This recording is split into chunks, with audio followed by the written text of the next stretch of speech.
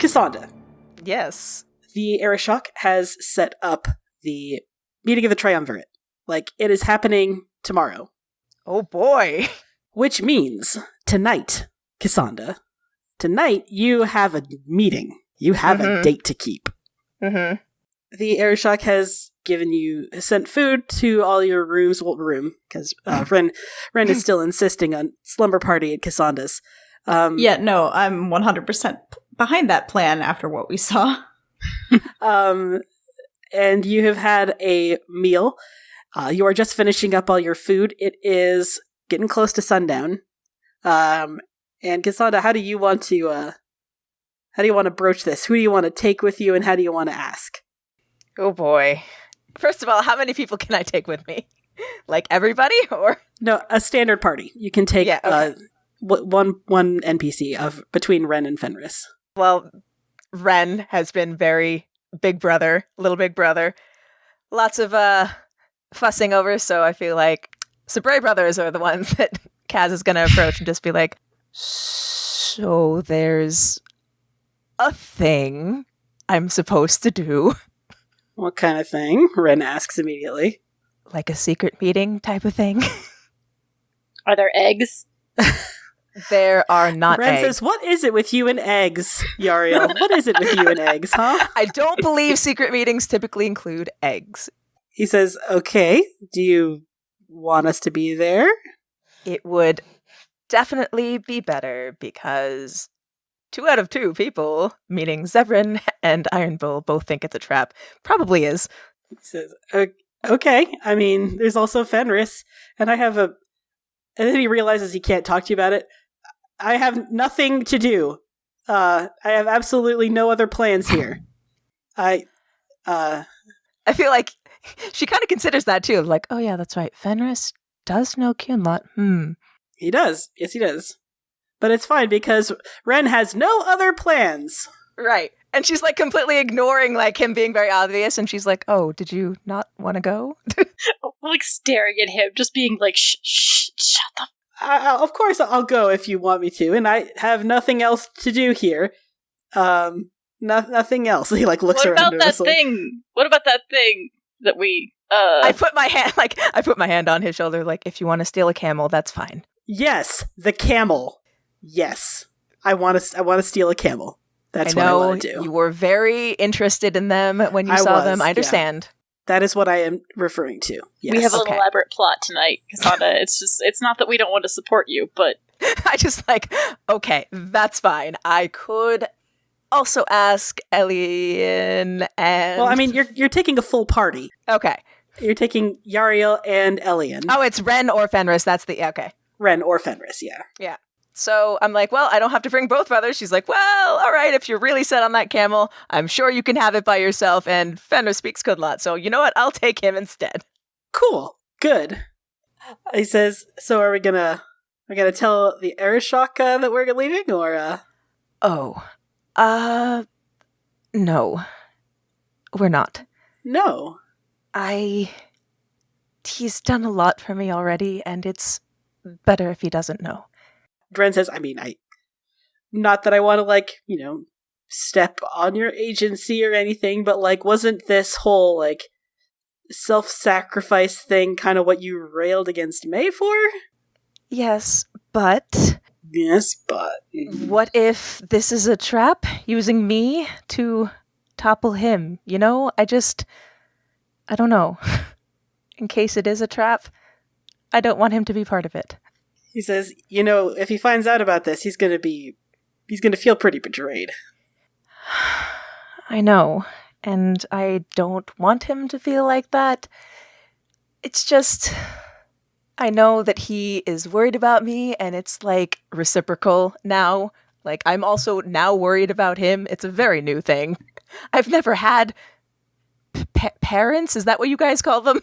Yeah, parents. Right. We don't really have that concept in the Qun, so I don't really know what to do with that. He says, I just invite you to consider the fact that he should be the one who gets to decide how much danger he wants to put himself in. That's all I'm saying. Part of having a family sometimes, Kasaanda, means trusting people. You're right. And if it were me, I would also be pretty upset. All right. I suppose I could tell him. He says, "Cool, I'm gonna go steal a camel. A camel. I'm gonna steal a camel."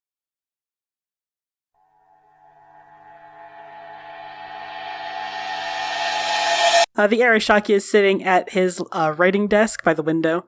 And the sun is going down, so he's got a candle lit to help him see a little clearer. Cass just sort of awkwardly, clears her throat. He looks back over his shoulder. He says, Kasaanda, you should get your rest. We have a big day tomorrow." Yes, that is why I am here, because I cannot get rest, as I have things to do tonight. Things? What things? I believe I mentioned a letter that I received. He sits up a little straighter. He says, "Yes, you did mention it." It's about that. I have had it decoded, and both an Antivan Crow and Iron Bull think it's a trap. It probably is. I've been told to meet someone by the docks tonight. He says, if you think it's a trap, why are you... You're not suggesting that you're going to go. I want to know. They said that there's more people like me who want the Qun to be better. At least I want to know that. He turns around, he had just been looked over his shoulder at you because he's sitting at the desk, and he turns the chair all the way around to face you. You are going to willingly walk into what you think is a trap? That's why I'm telling you.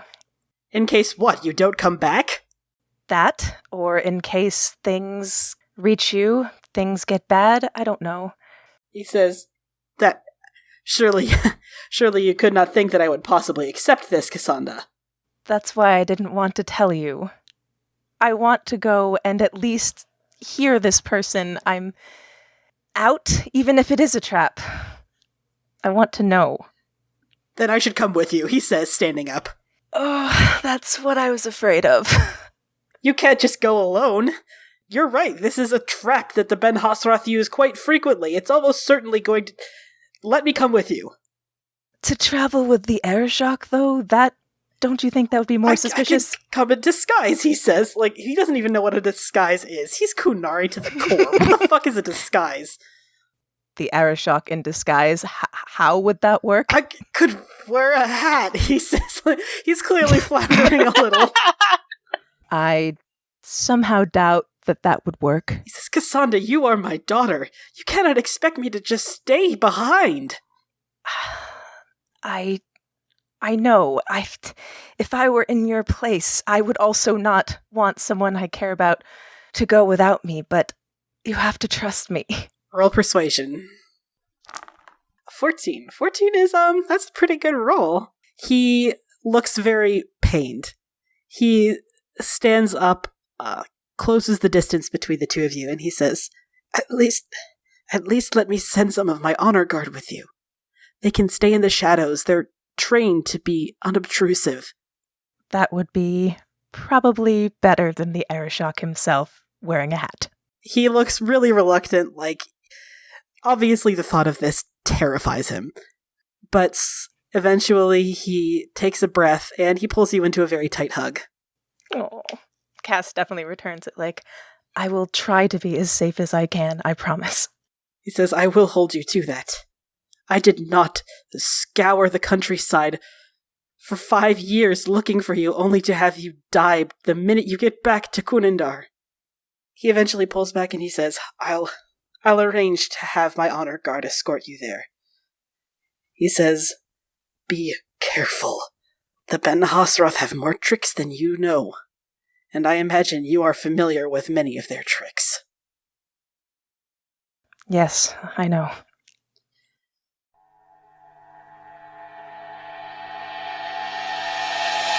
So the 4 of you, Yariel, Elian, Kasaanda, and Fenris, set out of the pyramid. It is by now really getting close to nightfall. Qunandar in the evening is kind of stunning. Like when you head taking the road to the docks, it's all the roads are very, very straight, and you can straight down this street. You can see literally the ocean, and the sun is setting over it, and you can see it washed in like orange and gold and red. And for a city with such a questionable society, it sure is fucking pretty. Like, all the sandstone walls are sort of almost glittering gold, thanks to the mineral deposits in the stone. It's pretty stunning. And Fenris, I think, is probably the first to comment on it. He says, this is actually... I don't know why, but I didn't expect it to be this beautiful. Cass just sort of like casually glances like, yes, it was one of the many things that I was envious of, I suppose. I always wanted to be more like the sea. He says, interesting that you chose the sea. Isn't that old Qunari proverb about the sea? What is it? Marad itwasit, marad astarit, abana kyun. It means the tide rises, the tide falls, but the sea is unchanging. It's a very, very famous proverb. Yep. About, the Koslun himself wrote that. Yes, that proverb. I meant more that the sea touches many places that I could not. He says, interesting fact, after Hawk taught me to read, I did quite a bit of reading on my own. And the sea actually does change. By inches, but it does. The coastline has changed over the last 200 years. There have been researchers in Orlais who have studied it over the past several centuries. Cass just like stares at him like, aha, I knew it!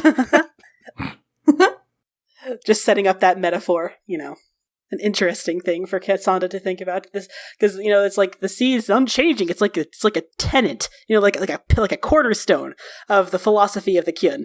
And then Fenris is like, actually, it fucking does change. Like the coastline changes all the time. Actually, yeah. I think I'm gonna walk up alongside you and just be like, "So, how'd it go?" Oh, I got a hug. And also, he thought a hat would be a good disguise. He's like 10 feet tall. I know. I told him it would not work. Still, a hug, though. I, nudge you. I'm like, that's progress. That is something I am not used to from my kind, but yeah. Fenris says, do you actually have an interest in starting a real relationship with him? Like a real familial father-daughter relationship? I do. It's... I mentioned before, we don't really have parents, but this feeling of someone who is worried about me and who wants to know my thoughts and feelings, it's very new, and I kind of like it. Fenris says, I understand the instinct. Do you not have family, Fenris? It's complicated, he says, kind of like averting his eyes. And if he was a slave, it would be pretty complicated, yeah. I see. I feel like I sort of glance at Elian like, I don't know what families are like in Orlais. Do you have many siblings, or...? Oh, no, not me. It's just, it was just me and my parents. More common to have more children, I guess. I don't know, but, no, it was just us. And, I do miss them. My father was less hugs, but my mother was always there for them. And my grandmother lived with us too. What's a grandmother? She was my mother's mother. Oh. Fenris says, they're still hale and whole in Orlais, I'm guessing? As far as I know, I haven't been able to get them a letter recently. He looks kind of conflicted over that, because he honestly hasn't thought to send a letter since he went on the run, and then all of this shit happened. Yeah, I've been pretty busy, in fairness. Yeah, we have been. We kind of fell out of touch in the last couple of years that I was in Valrayo, and everything that happened, I didn't really feel like it was a good idea to draw attention to my location. Don't you think enough time has passed now? Technically, you are still wanted. I can understand why Elian might be hesitant to get in contact with his parents, but he's still a criminal. he's still wanted in LA. There's still the matter of the Empress could hang me on sight. Right. That. And I feel like now is a great time for Cass to ask about Yaria. Like, I kind of already know, but do you have any memories? With parents? Yeah, before, I mean. They died when I was young. I see. I apologize for bringing that up then. It was a long time ago. That's true. And you do still have Ren. Yeah, I didn't think I did for a long time, but I do still have him. So, as you continue to make your way across the city, it gets later and later and darker. And by the time you make it to the letter, where the letter advised you, the westernmost dock of Parvalan, by the time you get there, it is dark. Dark like the bottom of a well, like pitch black. Great. And you spend just a couple minutes looking around, trying to figure out what you're waiting for, because the letter said it would be your Tama, but every single person who's also read that letter is like, that's a trap. Like, it's 110% just going to be a fucking trap. Right? How was Kasaanda feeling? Quickly check in with her. Very nervous. Like everyone said, like, it's a trap. She's like, oh yeah, probably, it definitely is a trap. But at the same time, like, the thought about seeing her Tama, she's like, I hope it is, but it's probably not. But she does kind of want to see her Tama. Like, I think Fenris will bring it up. He says, we're supposed to be meeting your Tamaster, aren't we? supposedly. He says, well, I suppose there's always a chance. I was like, I guess it's possible. Anything's possible. It has been a very long time since I've seen her. Too long, Imikari. She whips around like, what? From behind you, you see her. She looks a lot older. She looks 20 years older. She's got, there's some gray hair around her temples, going through her jet black hair. She still has the same, broad shoulders, still, proud, tall stance, long neck and large expressive hands. And she heads across, she had been it looks like tucked behind a big stack of crates that are waiting to be shipped out. And she crosses the distance toward you and she says, It's so good to see you again.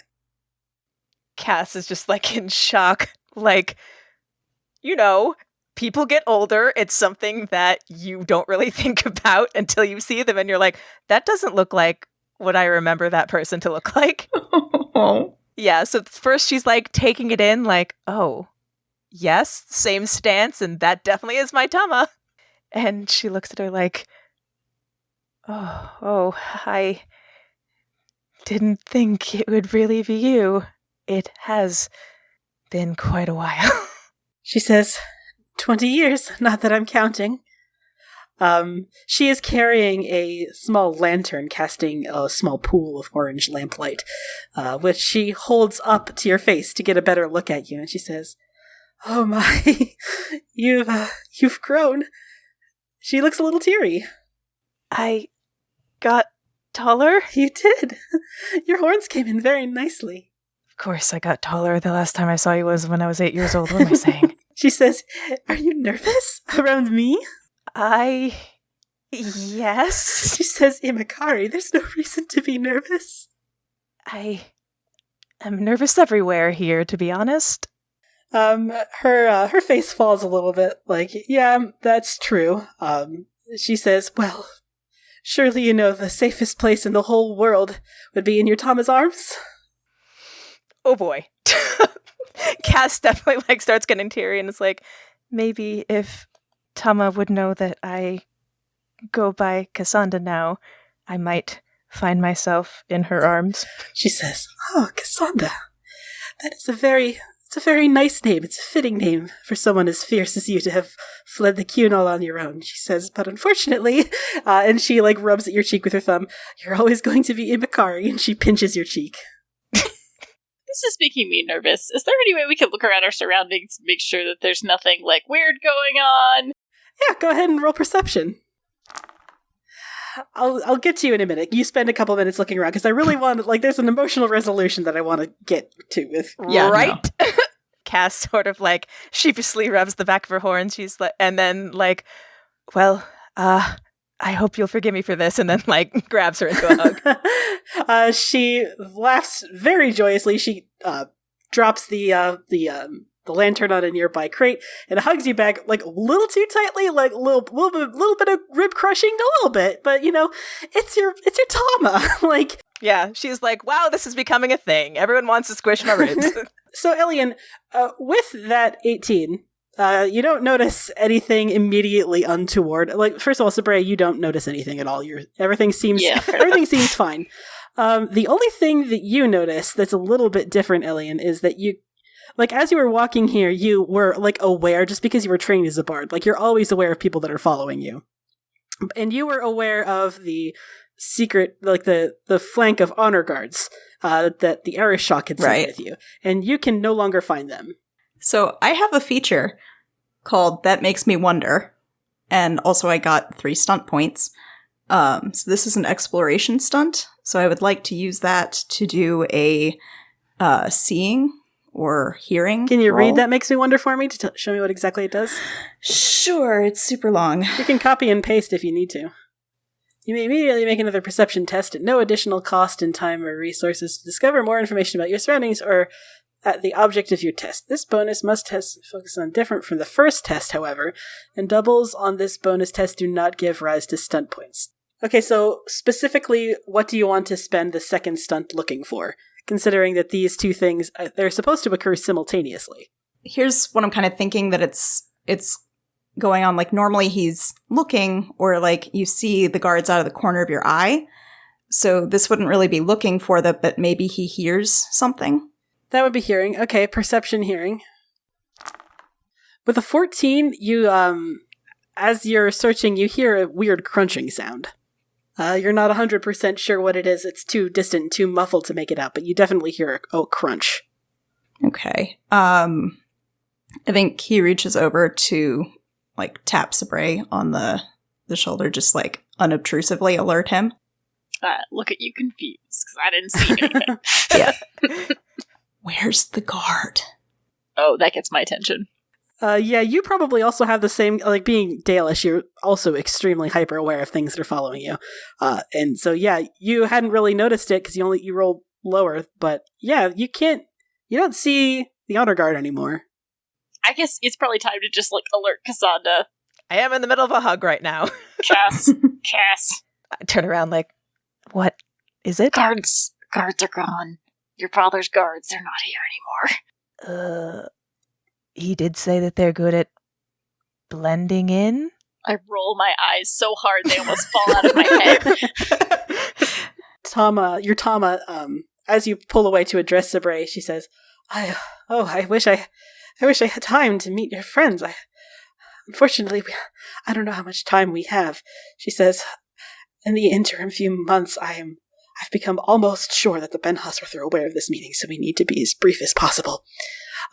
And she picks up the lamp that she had dropped, or the lantern that she had dropped on the nearby cargo box, and she says, "Listen, I can't tell you everything about the organization that I am a part of, because knowing it would put you in danger as well as the people that I am trying to protect in danger."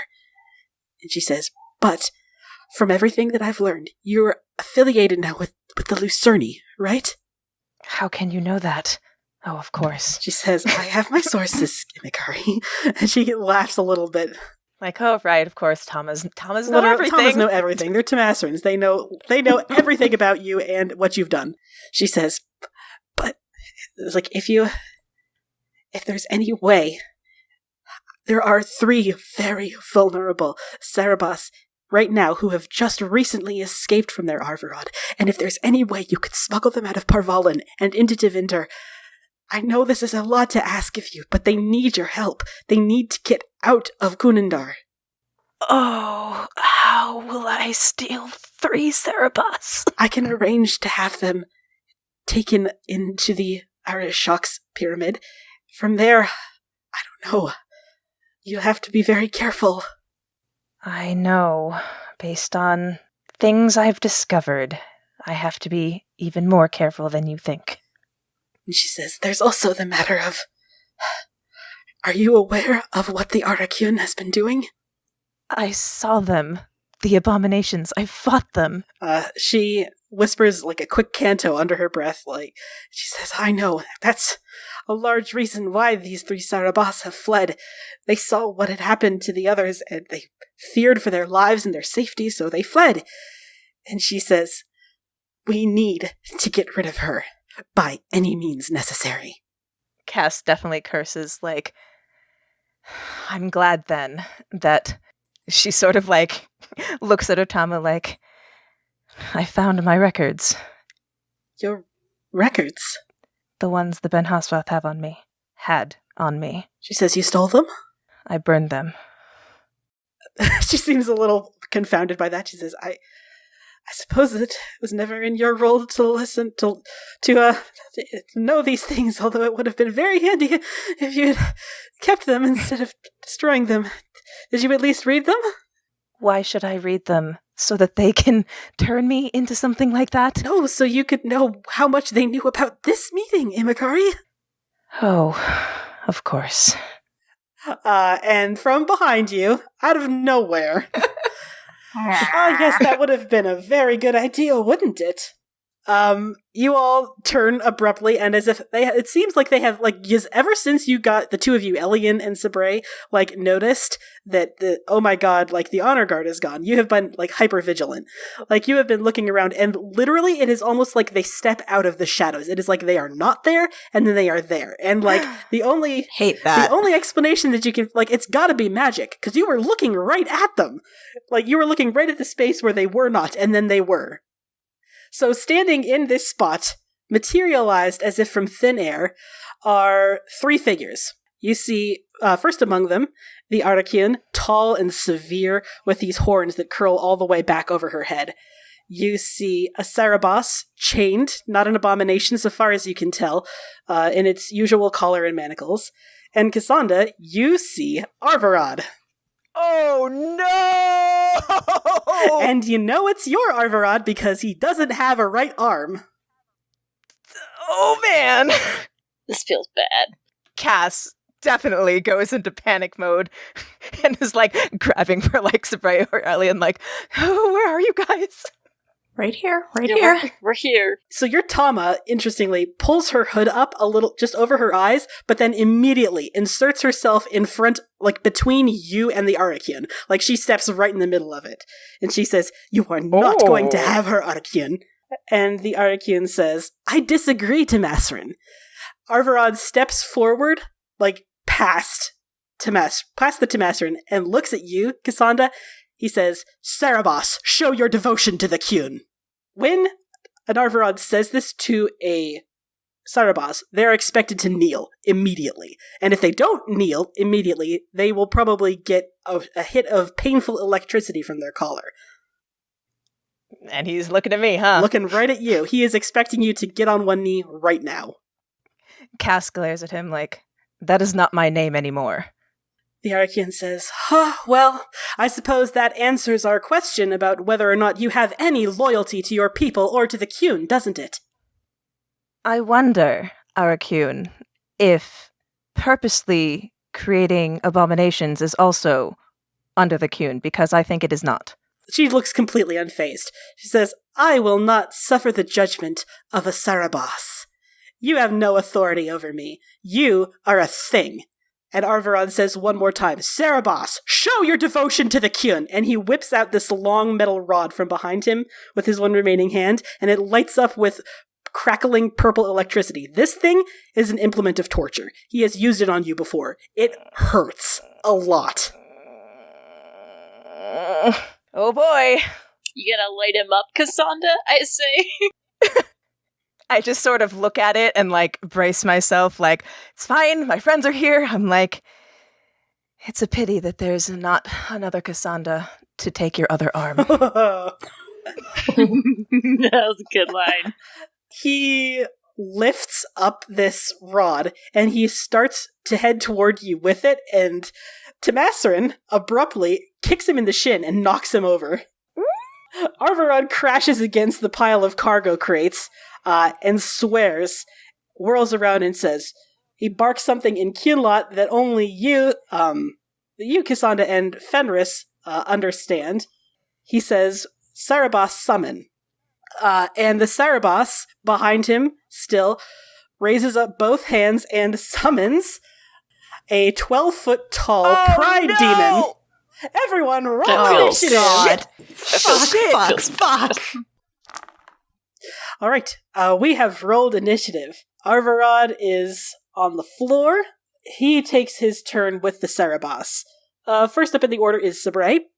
So Sabre, you've got technically three targets.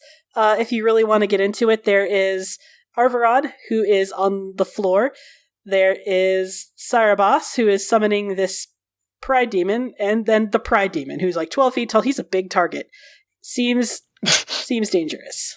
Do I know anything about, like, if I, like, kill the person summoning the pride demon, does that kill the pride demon? Or is it Roll just, arcane like, lore. No, Oh, why that's would fun. you make me do that? Why would What I did ask? you expect? You ask a question about Arcana.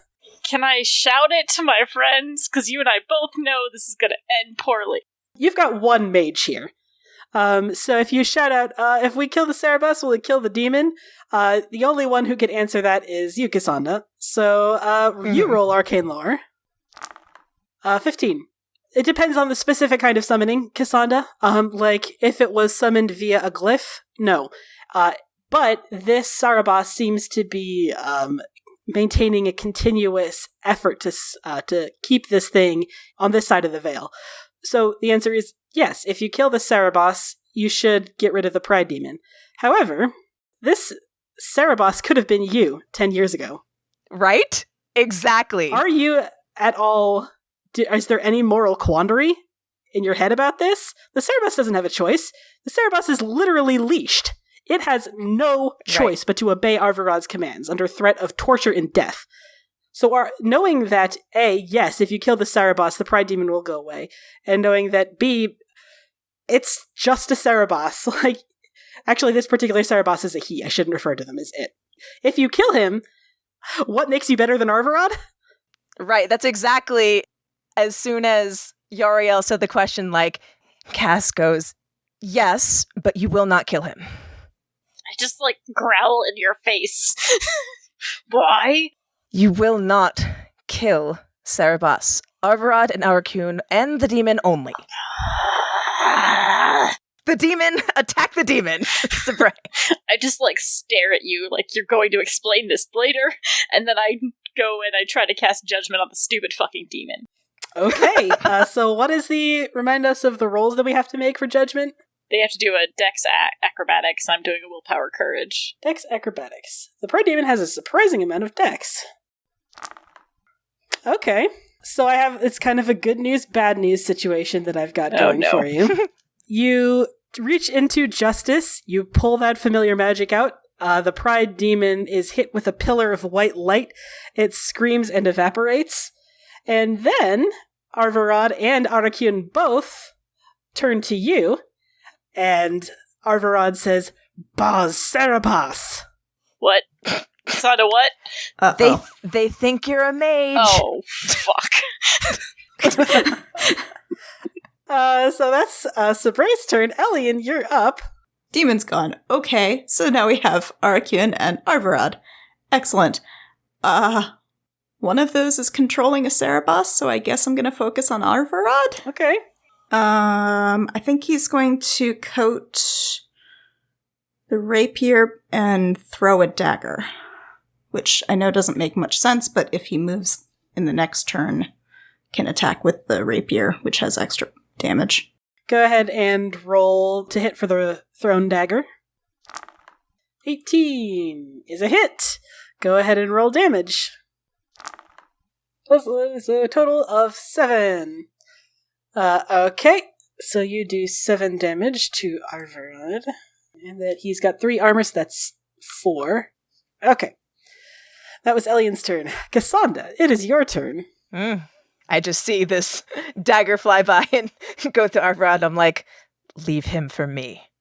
You've got Just it. softening him up for you. You know, he threatened me with lightning. I feel like I should return the favor. I really do. Excellent. Yeah, like when he lit that thing up, it's like, I can do that thing too. So let's do... Okay. So you try to cast this spell, your magic fizzles out, and Arvarad hits you with this sneering laugh, and he says, "You've been away from the Qun for some time, Sarabas. You have lost your purpose." I think you'll find that I found many new ones. It is now Arvarad's turn. He is going to turn his head back to Sarabas. He says something else in Qunlat.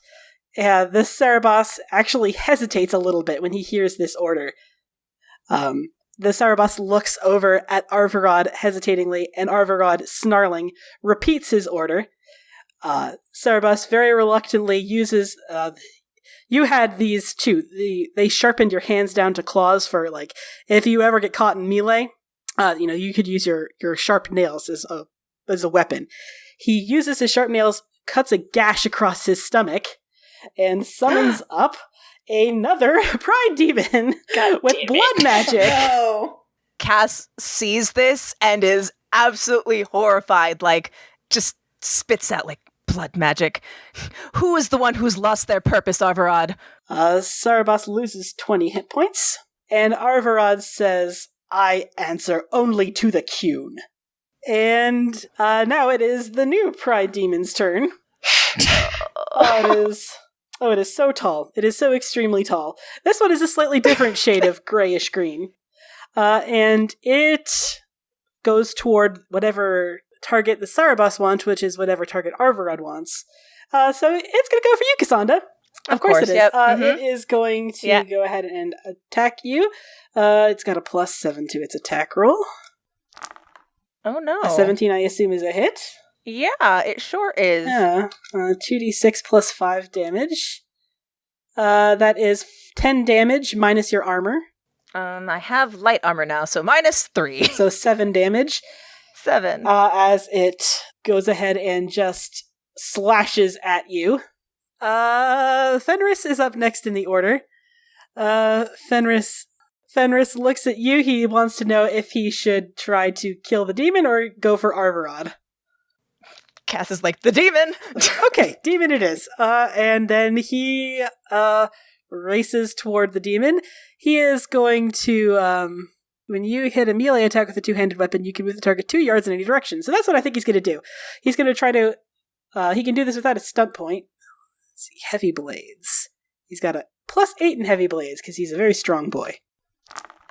Oh my god, 6 stunt points? Oh my god! Oh, holy shit. Thank you, Fenris. I love this boy. Right? He races forward. He's going to do a lethal blow since he's got 6 stunt points. And he's also going to knock it 2 yards away from you, Kasaanda, because he's going to make himself the target. Because he's the one with lots of hit points, not so much you. Yeah.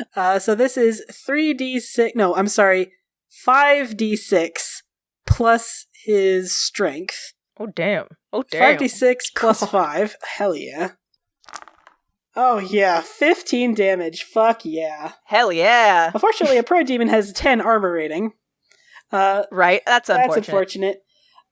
So he races forward. He does this really impressive swing. That was Fenris' turn. Sabre, you're back up to the top of the order. Motherfucker. Look at Kasaanda, we could have solved this problem if you just let me. Kill a Sarabas who could have been me? I don't think so, Yariel. Roll my eyes at you again, and then I'm just gonna go and just hit it with a spear, I guess, since that's what we're doing today. Go ahead and roll to hit. Oh wait, I lied. First I'm gonna go into Spirit Warrior, because that way I've got some additional shit. This is a demon, right? Yes, it is. A pride demon, yes. Oh, sweet. Excellent. Okay, so I've got some extra bonuses against that.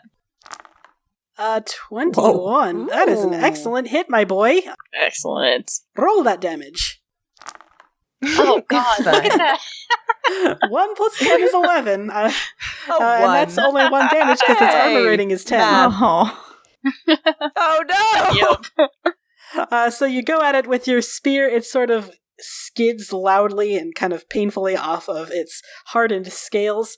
It doesn't seem to be doing a lot of damage. Fenris, watching this, scans the area and says, "All right, new tactic. Everyone else focus down Arvarad. I'll take care of the demon." And his lyrium markings flare blue. Ooh. Whoa. Good idea. Next up in the order is Elian. Okie dokie then. You poisoned a thing. Yeah, I did. I'm gonna attack with it. A 17 is a hit. Go ahead and roll damage, Elian. Okie dokie. 10 damage minus Arvarad's 3 armor. So 7 damage. Alright, that was Elian's turn. Kasaanda, you're up. Not feeling too great about the spell that did not work in front of Arvarad, but you know what? Fuck that guy. So yeah, we are going to go into combat magic mode. Arcane Warrior, Yes! go! Oh, I've been waiting for this. You light up your sword, and Arvarad takes a startled step back and has no words for you. I have learned many things being away from you. He grits his teeth and says nothing. And I'm gonna go, poke him a little bit with my magic sword. Just a gentle poke. Just a gentle sort of a love Yeah, tap, just a gentle, really. just Yeah. like a nudge, really. 15 is a hit. 10 damage. 10 damage minus 3. So 7. So you take a nice big chunk out of Arvarad. You get caught in a spray of his blood as you slash across his chest. And he growls and says, "Cerebos, protect your handler!" And the Cerebos obeys, while even though he is bleeding pretty badly from the self-inflicted wound to cast this blood magic spell, he is going to... he's got lightning too. That's handy. But that was not a hit. The stunt die was 3, so there's no magical mishap. Probably because he's bleeding a lot, like he's bleeding pretty badly. He is unable to cast the spell that his Arvarad commands, which does not please Arvarad. And as a free action, Arvarad uses the rod, presses it against his collar, and growls in pain against the bindings holding his lips shut. It is the Pride Demon's turn. The Pride Demon is very focused on Fenris now, this tiny little elf who has made himself a big old target. So he... Glowy and smash me? Jail for elf! Jail for 10,000 years! His defense is 11, so that is a hit. So 14 damage minus his armor, which is 7, so 7 damage to Fenris. And he also had 3 stun points, so he's going to add 1 more d6 to that. Oof, another 6. Okay, so that's actually 20 minus 7, so 13 damage to Fenris. Fenris takes it on the shoulder, and then it is his turn. So how his lyrium ghost ability normally works is he lights up his runes and he stabs his hand into the chest of his opponent and pulls out the still beating heart. He is too short to reach this thing's chest. So Yeah? he is going to have to do a little bit of climbing. He is going to roll age plus 7 for climbing.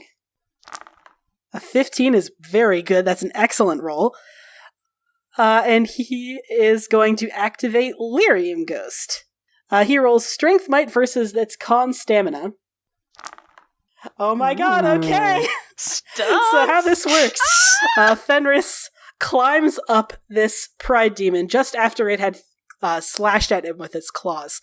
His lyrium markings glow bright blue. He plunges his hand into the center of its chest, from which he is now precariously hanging, and rips out... You don't even know what it is he rips out. Do demons have hearts? He pulls something out, but it's so covered with like this almost liquid sort of magic that you can't even see what it is. And just like Sabray's ability, it is an instant kill if he wins. The demon screams and collapses down onto the ground hard, and just as it lands, it evaporates into greenish mist, and Fenris dexterously rolls off. And that was such a turn. Fenris, Wow. Cass makes a mental note, like, make sure Hawk gives him lots of sex later. He for this. has earned it. Just like, Yeah, no, we're gonna talk this up. this is so much cooler than my ability. It's not fair. Hawk, your boyfriend is badass. Just want to let you know. Hawk's like, oh, I know. I know. So, Ray, we're back up to the top of the order with you. Oh, how to follow that fucking up. Feeling a little, A little emasculated, yeah. I'm just gonna try to kick the shit out of Arvarad, I guess. All right. If I kick the shit out, I mean stab. That's not a good roll. 13 is a hit, though. His defense is 12. Okay. So go ahead and roll damage. 10 damage minus his 3 armor rating, and it's 7. Okay, and I would do a separate attack with my sword and see how that works. Oh, hell yeah. 17. That is a hit and a half. And you've got 5 stun points, so you can make this a lethal blow. 5! Oh yes, Damn. definitely. 18 minus 3. Oh, man. You don't kill him, but oh, he is so close to dead. Oh. He is extremely, very, very close to dead. Elian, it is your turn. Am I allowed to give my turn to Kasaanda? I mean, sure. I'm sure there's a rule somewhere about, like, delaying action. Sure. I mean, like, even if there isn't something, like, I'm allowing it. As DM rule, this is too fucking Yeah. cool not to do. Seriously. Right. Elian prepares gets into a battle stance slightly behind you, Kasaanda, and Kasaanda, it is now your turn. Arvarad, if you had to guess, has a hit point left, maybe. If I had to guess, If you right. had to guess. Yeah. This is definitely a moment that A, she's been dreading her whole life, and B, she's also been dreaming about. So, there's equal parts dread, equal parts excitement, as much as can be said for this. She doesn't really take pleasure in killing people, but this is Arvarad. Like, fuck that guy. As you are preparing to lay this, almost like he's got 1 hit point. This is going to be a killing blow. Yeah, it He is. says, it's almost comforting to know that the Qun was right. You cannot be trusted with your own power, and here is proof positive. Cass just, looks down at him, and she's like, I thought that after all these years, this would bring me the same comfort, but now all I feel is pity for you. And then she stabs him. Roll to hit. Age is a hit. Roll damage. That is more than enough to kill him. So describe this for me. What does Kasaanda's killing blow on Arvarad look like? Man, I want her to be petty, but at the same time, she's like, just make it quick. Takes her sword, takes both hands, points it downward, and just, plunges it down. Arvarad tries to spit out some last bit of venom, but instead of words, his mouth just fills with blood. And he collapses at your feet, sputtering. He's dead, Kasaanda. Arvarad is dead.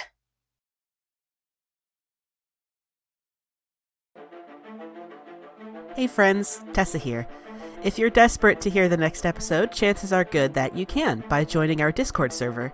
We post links to all episodes and pre-release, and you can even chat with us and listen live as we record. Join us by going to bit.ly/CFCDiscord. For more information on the show, character biographies, and links to social media, head to our website, critfail.club or critfailclub.com. You can follow us on Facebook, Twitter, and Tumblr. Critfail Club does not advertise at all, so if you like what you hear, tell a friend who might also like it, make a post on social media about it, or leave a review on Apple Podcasts. Full episodes are available on our YouTube channel, bit.ly/CFC channel, or wherever you get your podcasts.